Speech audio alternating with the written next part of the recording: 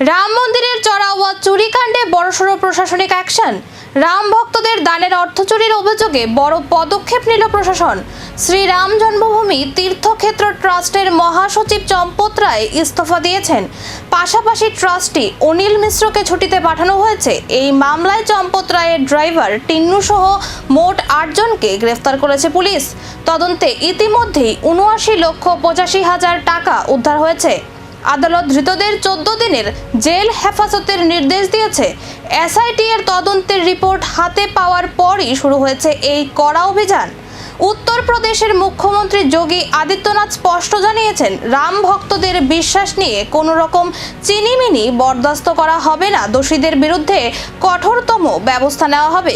এটাই কি শেষ, নাকি তদন্তে সামনে আসবে আরো বড় নাম? রাম মন্দির চড়াওয়া কাণ্ডে নজর এখন পরবর্তী বড় প্রকাশের দিকে।